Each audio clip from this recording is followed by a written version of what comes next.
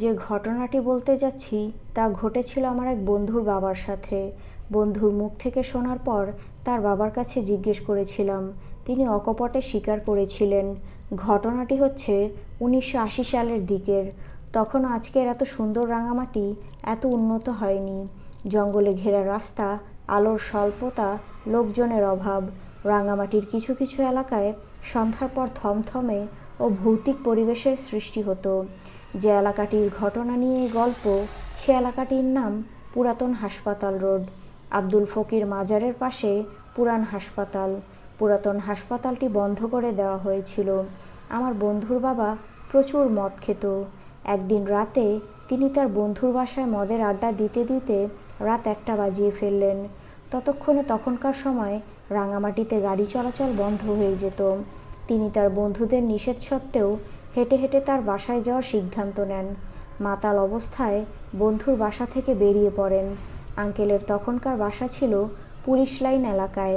Uncle মাতাল অবস্থায় যখন মাজারের সামনে আসলেন, তখন তিনি চিন্তা করলেন মেইন রোড দিয়ে হেঁটে গেলে 1 ঘন্টা হাঁটতে হবে। যদি তিনি মাজারের পাশের রাস্তা দিয়ে যান, তাহলে নৌকা পার হয়ে 10 মিনিট লাগবে। নৌকা পার হয়ে 10 মিনিটে বাসায় চলে যেতে পারবেন। উল্লেখ্য যে মাজারের পেছনে একটি কবরস্থান আছে, তার পাশেই ছোট্ট একটি মাটির রাস্তা দিয়ে খালে যাওয়া যায়। ওই খালের এক কোণায় পুরাতন হাসপাতালের লাশ কাটা ঘর ছিল।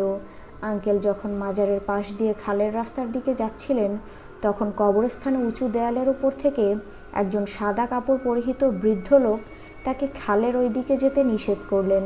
কিন্তু আঙ্কেল সে কথায় পাত্তা দিলেন না। তিনি খালের দিকে যাওয়ার সিদ্ধান্তে অটল থাকলেন এবং হাঁটা শুরু করলেন।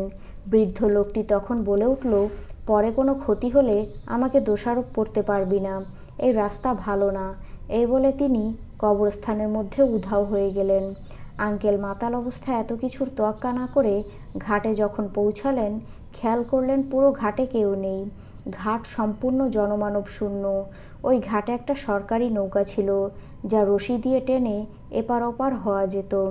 আঙ্কেল যখন একা একা নৌকায় উঠলেন, তখন তিনি খেয়াল করলেন খালের পাড়ের লাশ কাটা ঘরটা আপনা আপনি খুলে যাচ্ছে, আবার বন্ধ হচ্ছে। এসব দেখে আঙ্কেল প্রচণ্ড ভয় পায়। ভয় পাওয়ার ফলে তার নেশা কেটে যায়। তিনি যখন জোরে জোরে রশি টানতে লাগলেন, কিন্তু তিনি হঠাৎ দেখতে পেলেন খালের ওই পারের ঘাটে কালো কাপড় পরা বীভৎস এক মহিলা তার দিকে দেখে হাসছেন। আঙ্কেল সাথে সাথে মধ্যখালে নৌকা থামিয়ে ফেললেন এবং তার পকেট থেকে সিগারেট বাহির করে টানতে লাগলেন। উনি নাকি শুনেছিলেন আগুন সাথে থাকলে খারাপ কিছু আসতে পারে না। তখন ওই মহিলাটি ঘাটের কাছে দাঁড়িয়ে আঙ্কেলের দিকে তাকিয়ে তাকিয়ে হাসছে। এদিকে আঙ্কেল একটার পর একটা সিগারেট জ্বালাচ্ছে। কিছুক্ষণ পর হঠাৎ মেয়েটি রেগে গিয়ে জোরে কেমন বীভৎস কণ্ঠে বলল, তোকে তো এপারে আসতেই হবে। আঙ্কেল এই কথা শুনে চিৎকার করে কান্না শুরু করে দেন, কিন্তু কোনো লাভ হয় না, কারণ আশেপাশের এলাকা সম্পূর্ণ নীরব। এগুলো করতে করতে ফজরের আজান দেওয়ার সময় হয়ে যায়।